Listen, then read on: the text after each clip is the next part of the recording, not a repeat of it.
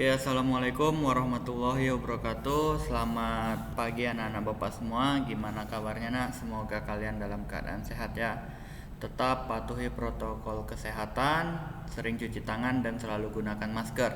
Baik, di sini kita akan melanjutkan materi kita yang selanjutnya mengenai arsitektur layers of switch. Nah, coba sebelumnya kita sudah membahas ya, kita membahas.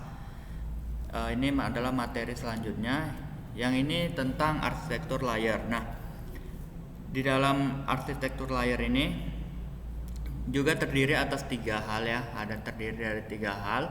Yang pertama ada application layer, kemudian ada control layer, dan juga transport layer. Nah, nanti kita akan bahas satu persatu apa-apa saja itu, apakah application layer, apa itu control layer, dan juga transport layer. Nah, jadi kita lihat di sini bahwasanya application layer merupakan bagian jaringan yang menyediakan dan mengeksekusi satu atau beberapa aplikasi layanan di dalam IMS ya.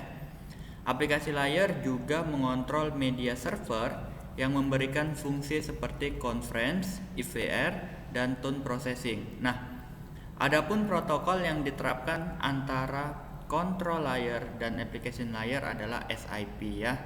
Nah, jadi SIP ini Session Internet Protocol. Nah, jadi di sini bahwasanya dikatakan bagian jaringan yang menyediakan dan mengeksekusi satu atau beberapa aplikasi ya yang berada di layanan IMS. Ini tadi application layernya. Nah, selanjutnya ada control layer. Control layer merupakan bagian jaringan yang berfungsi sebagai pengendali proses pembangunan dan pemusatan hubungan yang melibatkan elemen-elemen jaringan pada layer yang lain.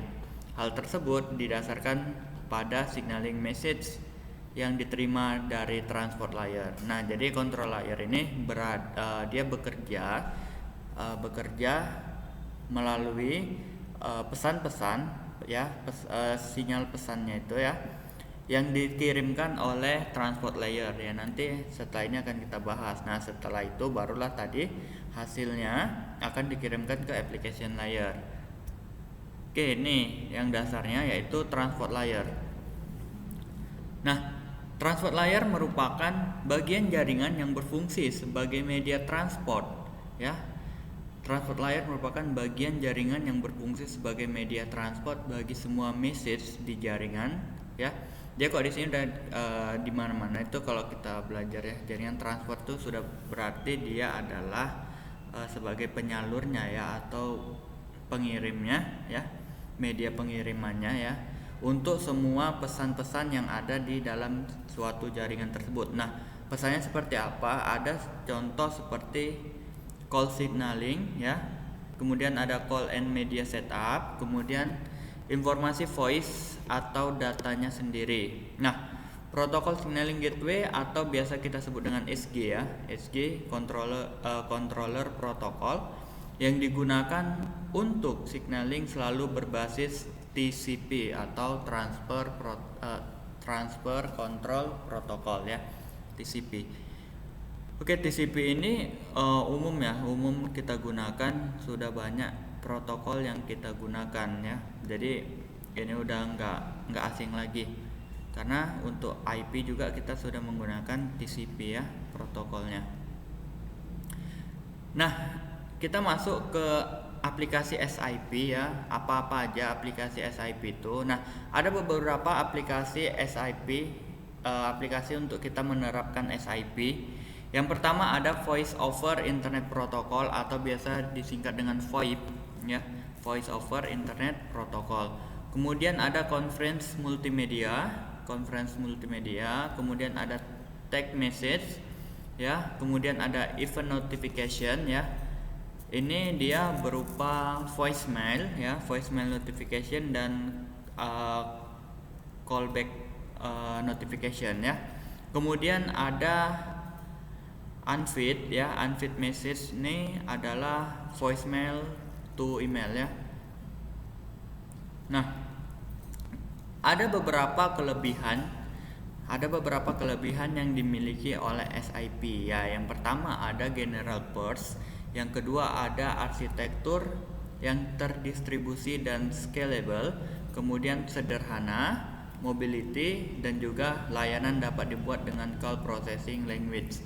Nah, nanti ini akan kita bahas satu-satu ya. Ini ada 5. Oke, kita bahas yang pertama. Yang pertama itu general purpose ya. SIP dapat diintegrasikan dengan protokol standar IETF ya. Untuk membuat suatu aplikasi yang berbasis SIP. Itu tadi yang general. Kemudian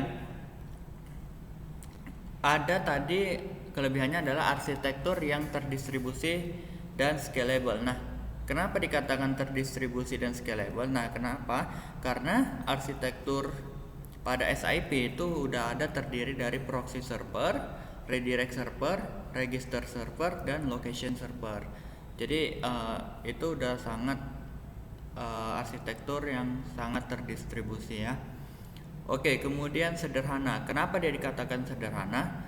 Dia pengiriman pesannya itu berbasis HTTP ya, berbasis teks. Nah, kalau yang biasanya itu dia berbasis biner, tetapi SIP ini dia berbasis teks. Jadi hal ini menyebabkan SIP mudah untuk mengimplementasikannya ya.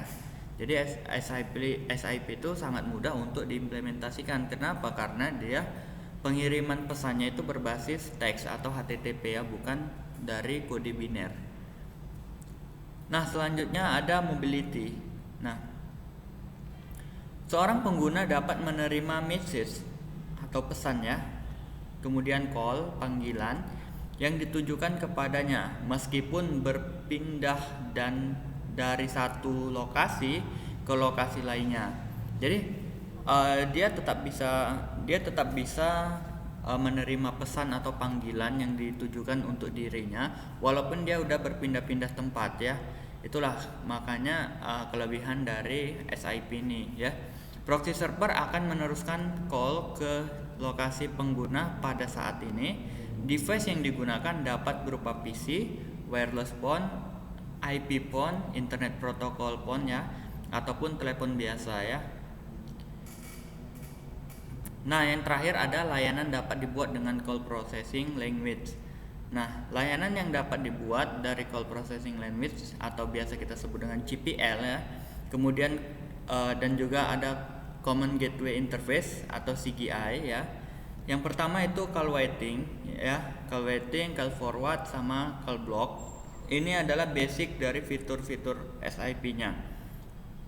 Kemudian kita bisa juga buat call forking ya, melakukan panggilan kepada beberapa ya. Jadi kita bisa menggabungkan beberapa panggilan.